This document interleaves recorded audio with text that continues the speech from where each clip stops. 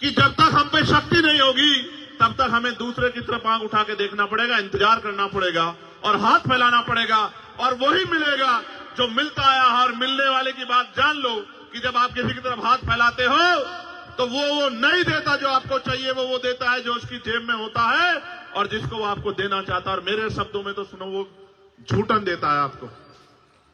आपकी इच्छा होती है 1 रुपए की तो वो 5 पैसे देता है, 10 पैसे देता है, आपकी भावनाओं का सम्मान नहीं रखता। लेकिन जब बाबा साहब अम्बेडकर संविधान में हमें वोट का अधिकार देके गए हैं और इस वोट की शक्ति के आधार पे राजा महाराजा बड़े नेता जिन्होंने हमारी बस्तियां नहीं देखी, जिन्होंने हमारी परेशानियां नहीं देखी, हमारे घर नहीं देखे, हमारी तकलीफें नहीं देखी, हमारा भूखा पेट नहीं देखा, हमें गटर में उतरते नहीं देखा, हमें मार खाते नहीं देखा, हमें गटर में मरते नहीं देखा, 7,000, 12,000, 11,000 पे अपने बच्चों को पालते नहीं देखा, जिन्होंने हमें हमारी रोटियों को देखा, जिन्हें आज भी हमसे गैर बराबरी का एहसास होता है, वो भी हमारे बीच में आते हैं, हमारी माओ के पैर छूते हैं, हमारी बहनों का हाथ पकड़ के कहते हैं कि आप मेरी बहन हो, हमारे घरों में आते हैं, हमारे बीच में बैठ के खाना खाते हैं,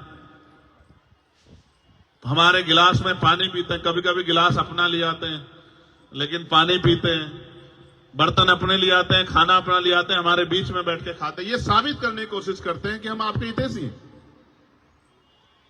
लेकिन जब आप पे जुल्म होता है, जब आपके अधिकार छीनते हैं, जब आप कहते हो कि ठेका नहीं होना चाहिए, संविदा नहीं होनी चाहिए, पक्की नौकरी होनी चाहिए जो संविधान कहता है, समान काम समान वेतन होना चाहिए, तो तब वो सब लोग घर भाग जाते हैं। मैं घटना और बताता हूं। कोरोना काल में मुख्यमंत्री जी ने घोषणा की कि हर कोरोना वॉरियर को 1 करोड़ रुपए मिलेगा। क्यों भाई, यही थी ना घोषणा। एक हमारा सफाई कर्मचारी भाई जिसका जीवन खत्म हो गया, उसके परिवार के पास हम गए, हमने कहा भाई मोर्चा निकलेगा। अब मोर्चे से बड़ी डरती है सरकार, मोर्चा निकलेगा। घोषणा हुई तो सरकार के लोगों ने बुला लिया, हमने उसको वादा किया कि 1 नौकरी दिलाएंगे और 1 करोड़ रुपया दिलाएंगे जो आपका अधिकार बैठता है। सरकार ने उनको नौकरी दे दी चुपचाप और 10 लाख रुपए दे दिए और उससे कहा कि चुप हो जाओ, घर में जाके बैठ जाओ। हमने इनसे कहा कि मोर्चा निकालेंगे चलो, तो बोले वो तो लड़ ही नहीं रहे। तो मैंने कहा क्यों नहीं लड़ रहे हैं? उन्होंने बताया कि ऐसा ऐसा हो गया।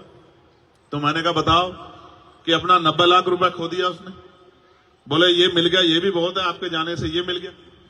यहीं दिल्ली में नए साल पे एक बेटी को घसीटा गया था, आपको याद होगा, 10-11 किलोमीटर बवाना में उसके परिवार के साथ जाके उसके ऊपर हुए जुल्म की लड़ाई हम लोगों ने लड़ने का काम किया। तो हमने कोशिश की आपकी आवाज बनने की। अब आप कोशिश करो हमें ताकत देने की। अगर आपने ये कोशिश कर ली, भाई सेंसर वहां खड़े हैं, मैं जिम्मेदारी से कह रहा हूं, अगर आपने ये कोशिश कर ली और अगर आपने एक मौका बड़े पैमाने पे नहीं छोटे पैमाने पे भी आजाद समाज पार्टी को दे दिया, भीम आर्मी को दे दिया, तो आप याद रखना, जब मैं अपने यहाँ चुनाव लड़ रहा था मुझसे कहते थे क्या करेगा अकेला चंद्रशेखर, तो मैंने कहा था कि डॉक्टर अंबेडकर भी अकेले थे, मान्यवर काशीराम साहब भी अकेले थे और चंद्रशेखर भी अकेला। एक मौका मिलने दे तो बताऊंगा पार्लियामेंट में, अगर इस नीले पटके वाले ने अपनी अलग पहचान ना बनाई तब आप कहना। और आज आप देखो कि पार्लियामेंट जब चलती है, मैं आसिया गया, इटली गया, मैंने एक संकल्प किया था पूरा करने का। हमारे धर्मगुरु हैं संत रामानंद जी महाराज जो शहीद हो गए थे, उनकी उस धरती पे जाके नमन करने का मैंने संकल्प लिया था।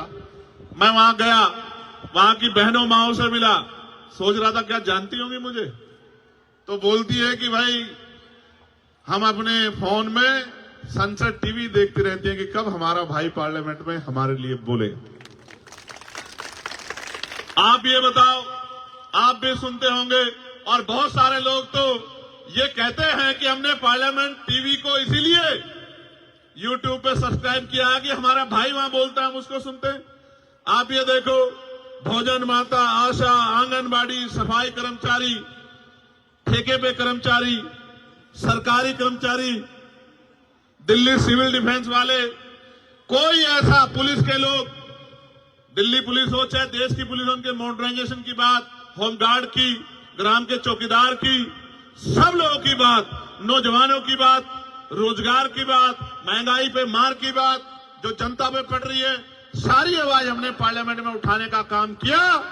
और आज ये हालत है कि कल तक कोई जो जय भीम नहीं बोलता था, अब मैं पार्लियामेंट में जाता हूं तो ऐसा लगता है सारे जय भीम वाले हो गए, इधर वाले भी और इधर वाले भी।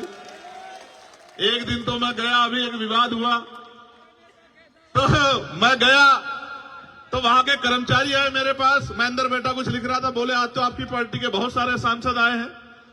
तो मैंने कहा कि यार अभी तो चुनाव भी नहीं हुआ, सांसद कहां से बन गए बहुत सारे? तो बोले बहुत सारे लोग नीला पटका पहन के घूम रहे हैं। तो मैंने कहा नीला पटका पहन के तो बहुत लोग आएंगे, जय भीम का नारा भी बहुत लोग लगाएंगे, लेकिन जब आपको जरूरत होगी और आपकी तरफ आंख उठेगी और आपके अधिकारों पे हमला होगा तो सिर्फ भीम आर्मी और आजाद समाज पार्टी आएगा। वही असली नीले वाला है, वही असली नीले को आगे बढ़ाने वाला है।